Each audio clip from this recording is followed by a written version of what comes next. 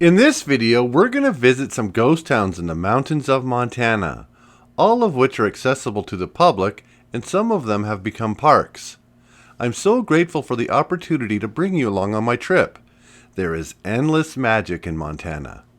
If you're planning to visit, be prepared for some rugged roads. So let's begin. The first town I'm going to visit is Comet, Montana. It's a ghost town located about 20 miles southwest of Helena. The town was established due to the discovery of gold in the area, around 1870. The Comet mine was the primary reason for the town's existence.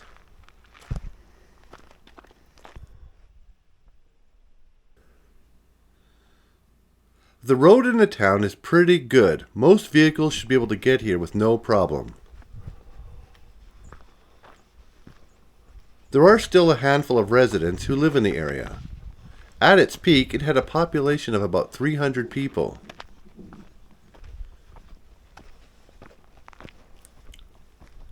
During its heyday, Comet had several amenities, including a post office, a school, saloons, and even a newspaper.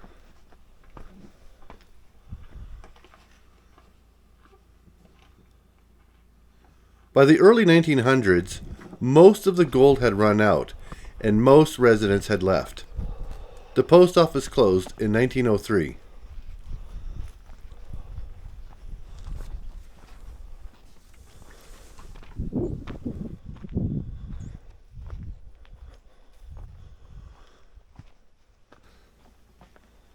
There's probably close to a dozen buildings in town that you can explore, and they're left in their natural state. The mine itself is now marked as no trespassing.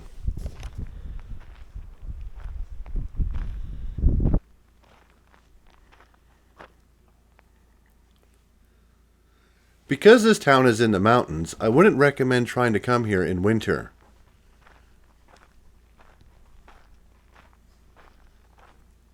The snow can be very difficult to drive through.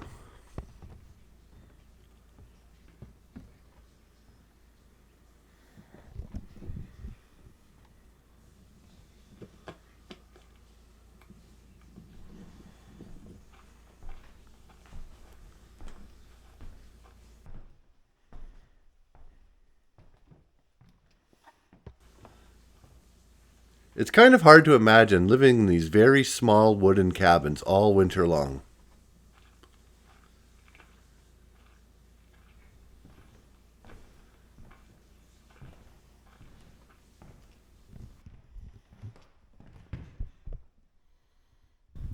I was surprised to see a few buildings still standing in the business district.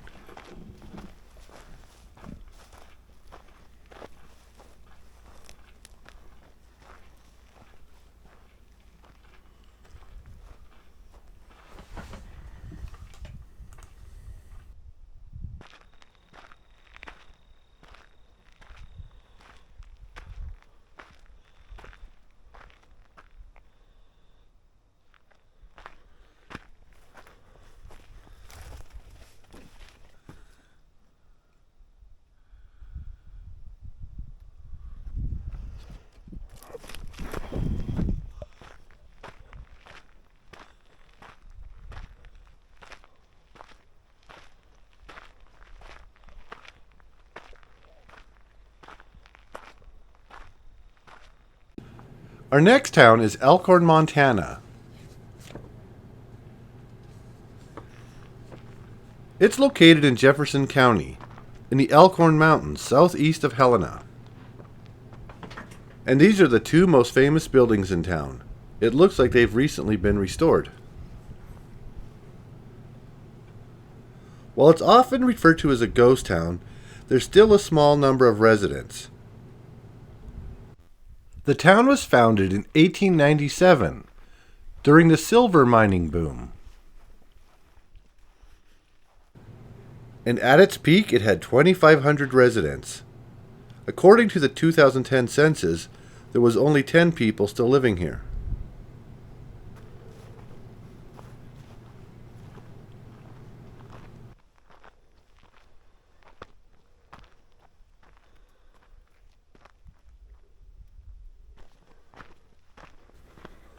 Elkhorn became a ghost town in the early 1900s when the price of silver fell.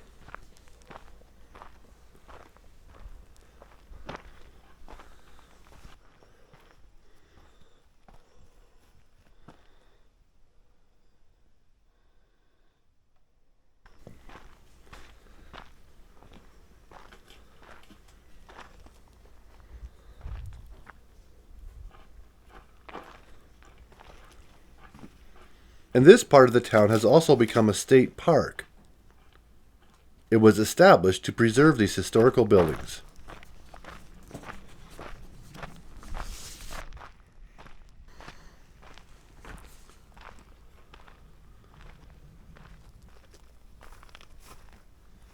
Local landowners are actively involved in preserving Elkhorn's history.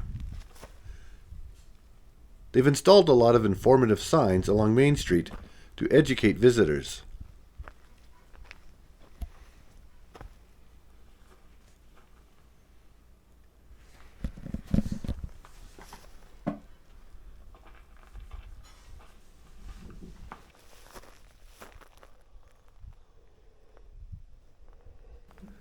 Most of the buildings on Main Street do have signs telling you a little bit about the history.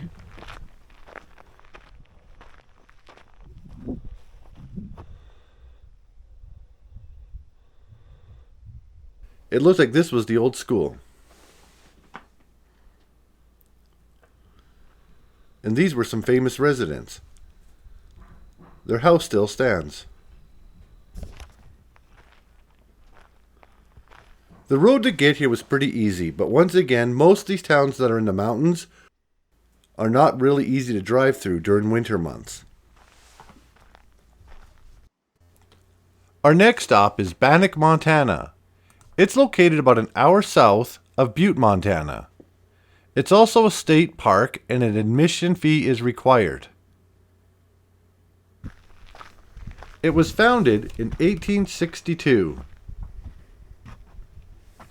It was the site of Montana's first major gold discovery.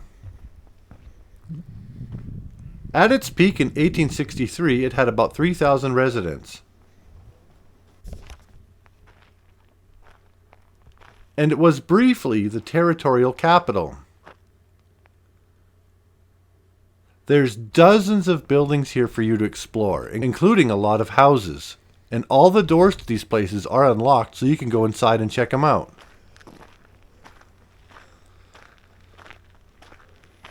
The staff and volunteers have done an amazing job of keeping this place preserved without overdoing it. You're going to get an authentic experience of Montana's history here.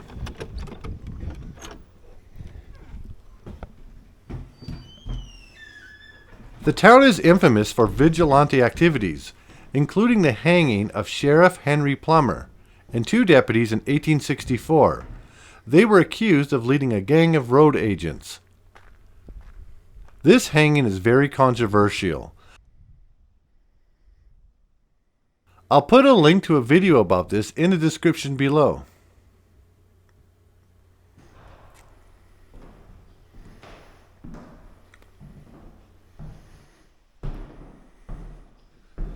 My favorite building here is the hotel. It's 2 stories. And the second floor is reputed to be haunted.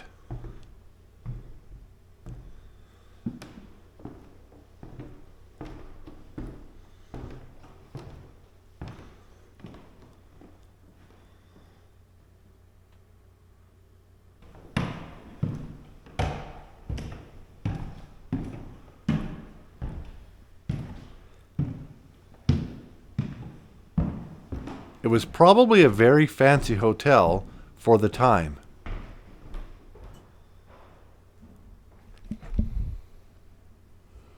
I showed up here on a day when it's raining, so there's not a lot of people. Last time I came here, it was snowing. You could probably spend about 3 or 4 hours here easily to check out every building. This is the old saloon. From what I understand, there was a few murders in here.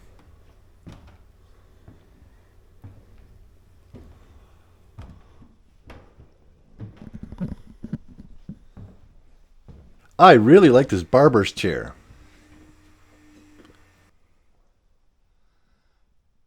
And the old truck out behind. So where are you watching from? Please tell me in the comment section below. I live in Saskatchewan.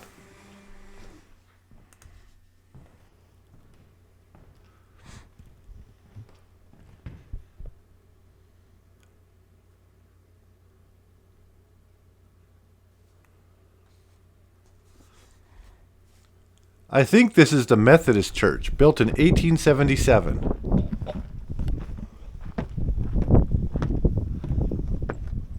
As I mentioned earlier, there is a visitor center and there's a great campground here as well.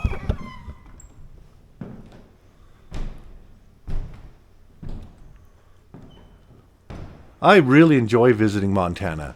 Everything in this state is magical, and this town really has the authentic feeling of being in the old Wild West.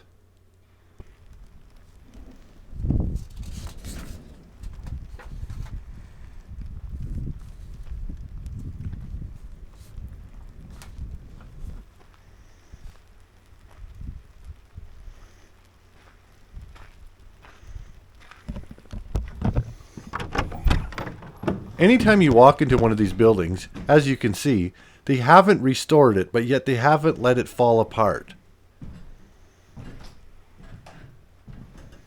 And there's a lot of people who unfortunately wrote their names on the wall. I hope you're not going to be one of those people.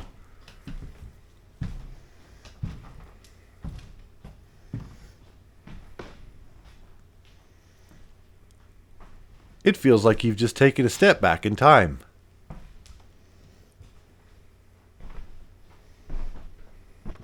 There were still a lot of people who lived here until about the 1950s. Then it really dwindled. And you can go into the backyard of a lot of these places and check out even more.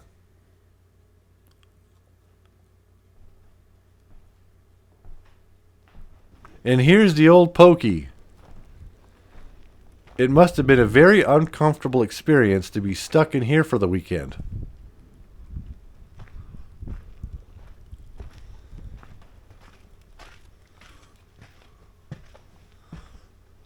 I'm sure it was also very cold. This town has some amazing staff and friendly volunteers. Anything that you want to know, you can find out from the visitor center.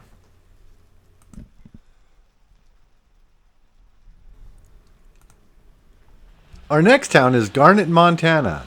It's located almost an hour east of Missoula.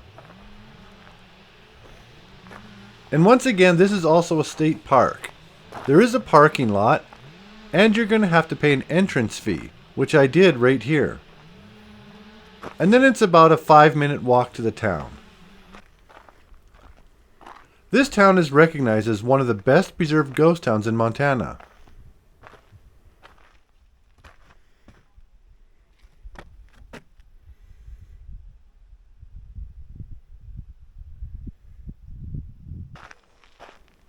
This town began in the 1860s.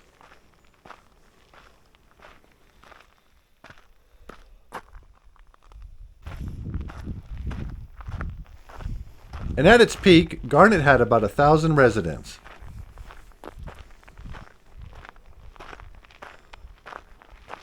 And during the summer months, there is a visitor center.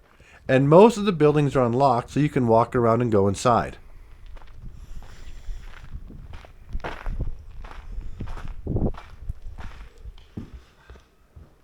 In 1912, a fire destroyed much of the town.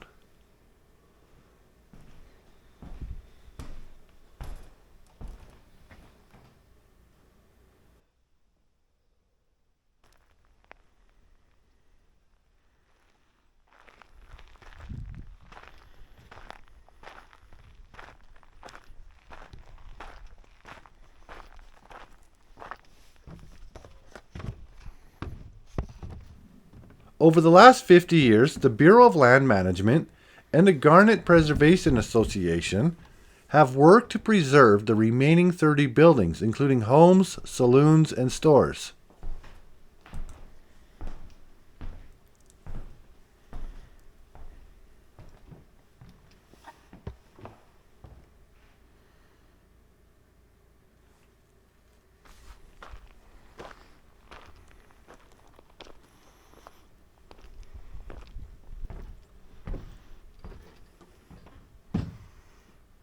If you go to the visitor center, you can also get a handout that'll explain the history of most of these buildings.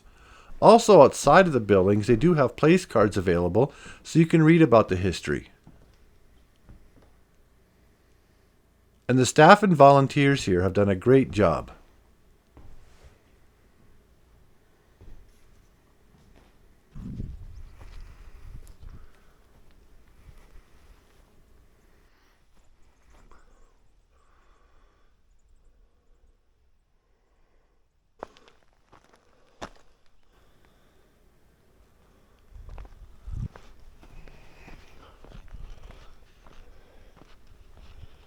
A lot of the buildings here are in bad shape, but surprisingly, they're still open and you can go inside. But I'm not going inside this one.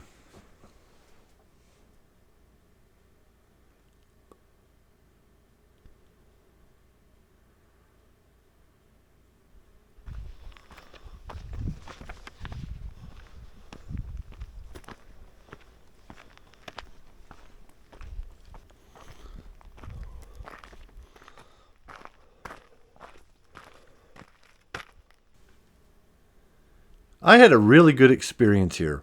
Walking around this town is very peaceful.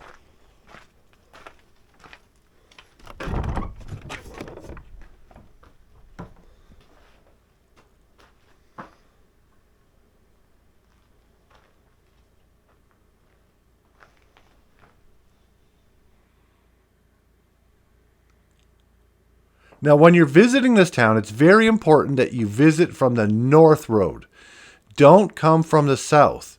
The south road starts off good, but then slowly but surely gets worse and worse and worse until you're only 2 miles away, and then it becomes undrivable for most vehicles. If you come in by the north route, just about any vehicle should have no problem getting here.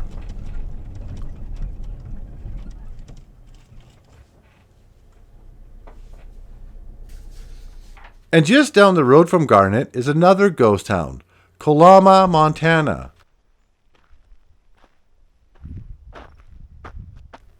There isn't much left here, but the road is pretty easy. It's mostly just these old cabins.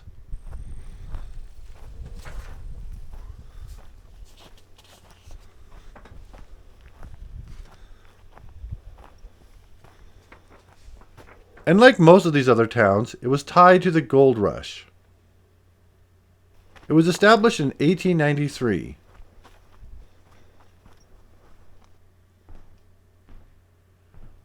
And this town has a great view. I elected to park my vehicle and walk around town because the roads in town aren't that great.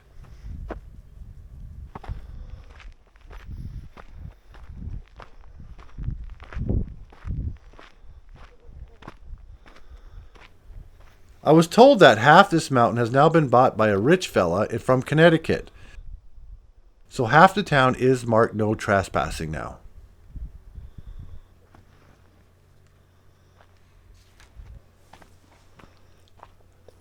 I'm sure there's more buildings in here. I just couldn't find them because it's so forested.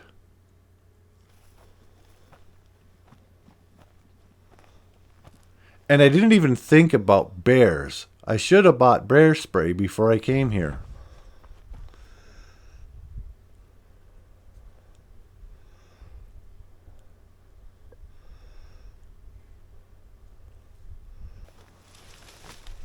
I don't think there's been any attempt to preserve any of these buildings.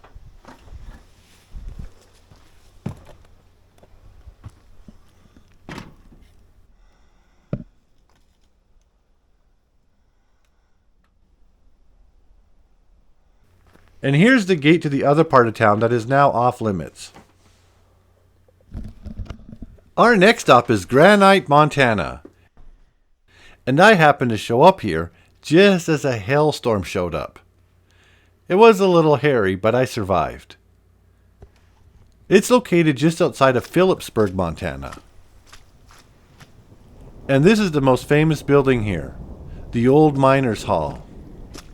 It's in very bad shape, so they have closed it off.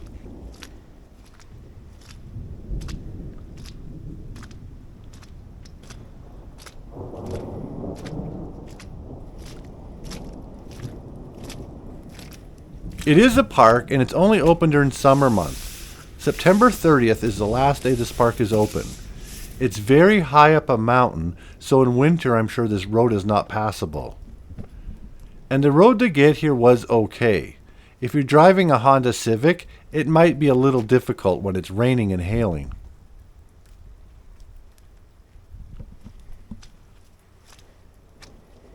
This town was a silver mining town, and it started up in the 1890s.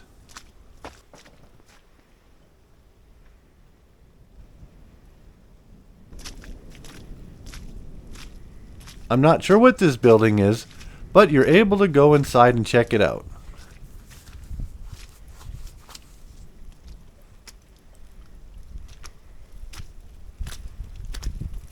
At its peak, Granite had about 3,000 residents. Now I don't think anybody lives here anymore.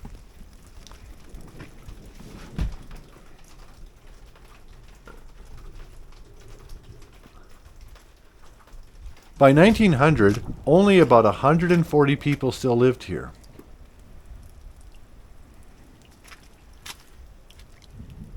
And this looks like it used to be the bank vault.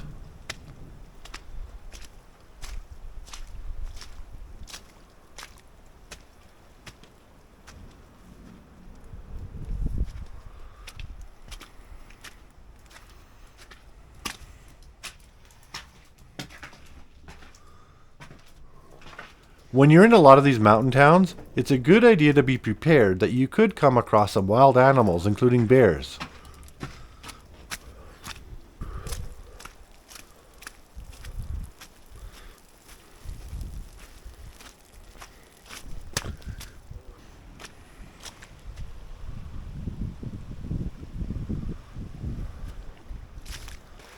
Oh boy.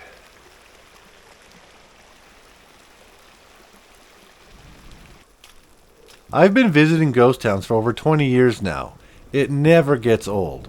And I really appreciate the fact that you folks like watching my videos. So thank you very much.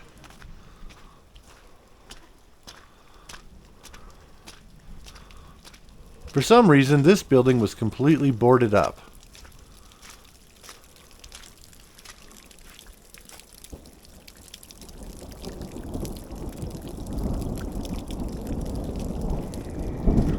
This is Magnolia Street. I think this is the road where most of the town residents lived on.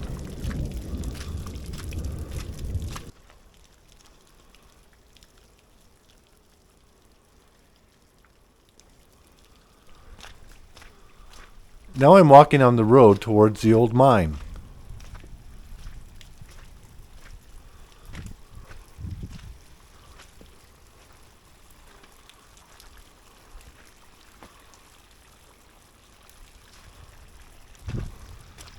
Because it's so rainy and muddy, there's no way I'm walking up there. But you can see in the very top of that hill, there is the mine.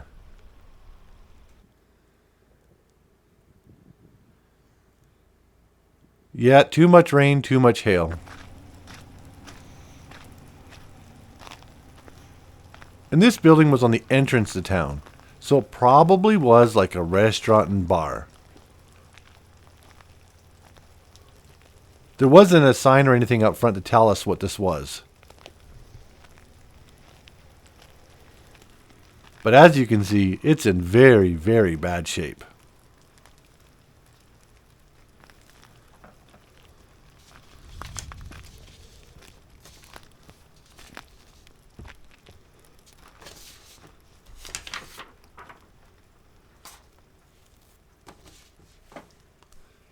And here's the road I had to travel on. Nice view.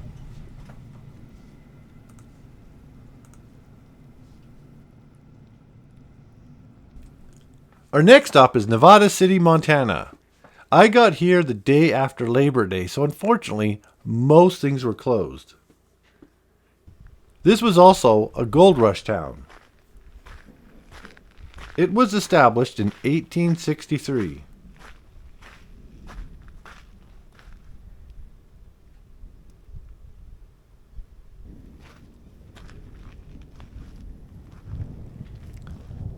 By the early 1900s, This town had become a ghost town.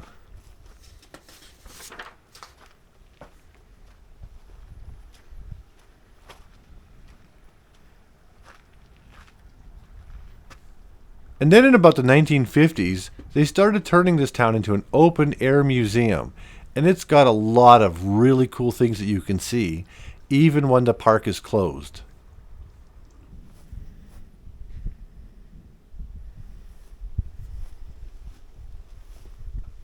It is owned by the state and managed by the Montana Heritage Commission.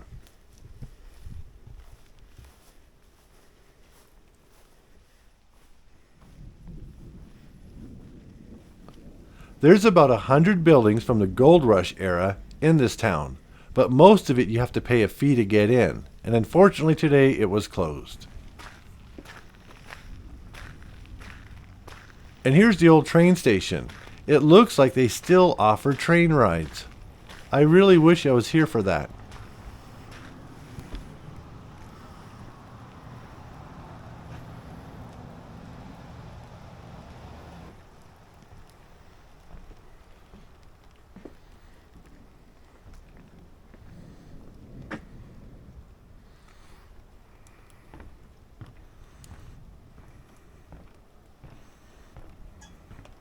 It looks like the train goes to Virginia City, which is about a mile away.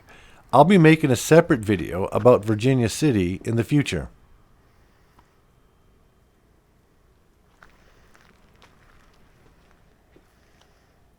Even when the park's closed, right along Main Street, you can still see a lot of the old buildings. And they do have signs out front to tell you a little bit more about the history.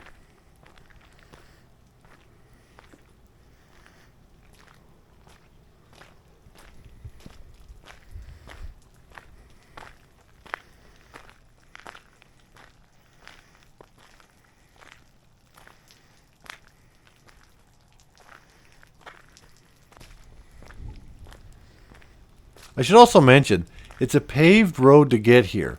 Any vehicle can reach this destination without any problem. And there are lots of amenities, it looks like, even including a hotel.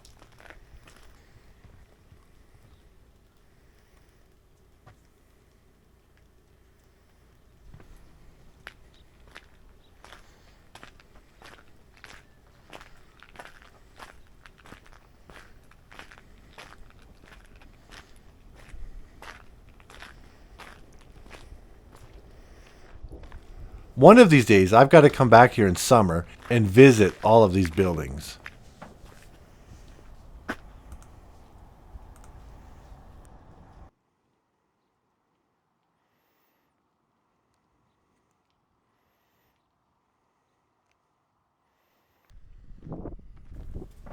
And finally, there's Marysville, Montana. It's located just a few miles west of Helena, Montana. It was founded in 1876. And it also had one of the richest gold mines in the area. At its peak, it had about 3,000 people living here. It looks like a lot of people are starting to move back. The road to get here was pretty easy.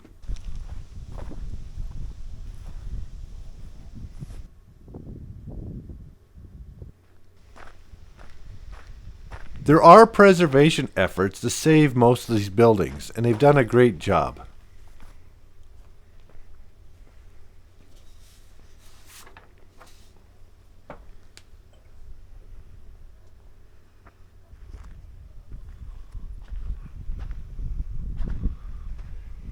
It's also just a really pretty town.